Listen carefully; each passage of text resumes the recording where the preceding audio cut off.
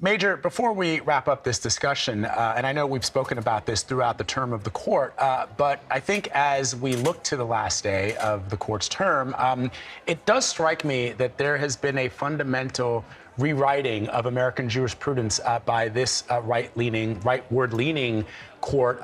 Decisions on guns, on abortion, and now student loans and religious freedom or First Amendment expression of speech that are going to have ramifications for decades, just in the same way that Roe versus Wade affected the lives of all of us here. For the next 50, perhaps even longer, this is the way, this is going to be the American sort of life going forward. And it doesn't seem, for those folks who have been disappointed by some of the court's decisions, it does strike me that there doesn't seem to be a lot of recourse, at least not in the immediate term. So, Vlad, I'm going to defer to Jessica, who's a constitutional law expert, on the larger ramifications and what the larger written intent of this court is. But to your point, this court is not at all bashful about changing the way America lives or has lived its lives if, in fact, it believes the way it has lived the lives under a previous court precedent, to their mindset, violate the Constitution. They did that with Roe versus Wade, said, sorry, we don't really care that the country has built up all of these expectations, practices, procedures around abortion. We don't think it's constitutionally permissible. Therefore, we're going to give it back to the states. And we're going to let the states decide that. And whatever the ramifications play at the state level, that's fine. We're not involved in that business. All we're involved in the business of is deciding what is or is not constitutional. In the case of student loans, this court said it's not in the law. And if it's not in the law, we're not going to permit it. And you can exert executive authority all you want, but if it's not in the law and it's challenged, we're going to strike it down. On affirmative action, the court was sort of in the middle, saying, you know what, yes, there are policies and procedures that even this court, in previous iterations and previously composed courts, said were constitutionally permissible. We no longer agree. So we're prepared not only to change policies and procedures and expectations in this country, we're prepared to change precedents established by this very own court, much like it did in Roe versus Wade, and do that without any fear of either political ramifications or outer constitutional criticism.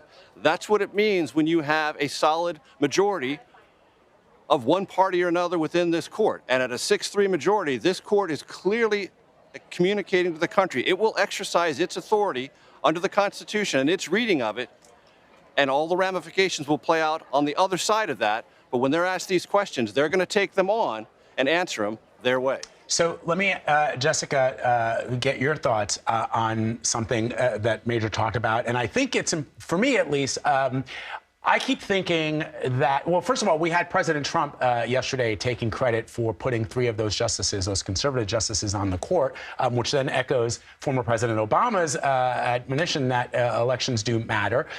But then I think for the average American who watches the confirmation hearings of SCOTUS associate justices, where each and every time they stand there in front of the Senate Judiciary Committee and say, they talk about established precedents, that they're not going to upend decades and decades of established precedent. I think most people are going to say now going forward, you're full of it.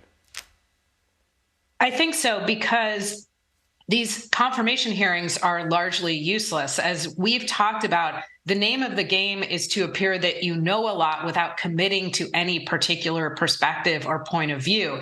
And that started all the way back in the 1980s with somebody who was nominated to the court by President Reagan, Judge Bork. And he was too honest. And he said, yeah, I have these views of executive power, and I have these views of when Congress can act. And people were quite frightened, to be honest. And ever since then, we have held people like Justice Ginsburg and Justice Kagan and Justice Roberts did a phenomenal job of this as the example of what to do in a confirmation hearing, which again is to commit to nothing while showing everyone that you know a great deal about the law. Now, who's the loser in that situation? It's the American public, because these are 9 people who have enormous power. They have lifetime appointments. They cannot be forced off the bench except for impeachment, which is exceedingly rare. And so we lose the ability to have a conversation with them before we empower them to make decisions that, as you were just talking about with Major, have huge implications over our lives. Yeah, I mean, it is. I was just in high school when Judge Bork was nominated. But I recall the hullabaloo. Of course, reading the newspaper, I was a news junkie back then, and it just struck me that in years previous to Judge Bork, and Major, you can weigh in on this as well, and Nicole too, if you have some insight. It did strike me that you would get bipartisanship decisions on justices to the Supreme Court. You'd get Republicans and Democrats coming together based on the responses that a nominee would give in the Senate chambers. And now it breaks down strictly along party lines, and it doesn't really matter what they say. If you have the majority, you're going to get your guy or you're the woman that you want in. Jessica. So I think that's exactly right in the sense that it does feel like it's a fait accompli. Once you hit those Senate confirmation hearings, people have already counted up the votes and they've already determined whether or not somebody's going to be on the court. And the thing that they need to do is just make no mistakes. Now, Vlad, I hope to your point, we can also remember the confirmation hearings that weren't as long ago as Judge Bork's unsuccessful hearings of Justice Sonia Sotomayor. And she had that famous quote where she said, sometimes a wise Latina woman makes a better decision.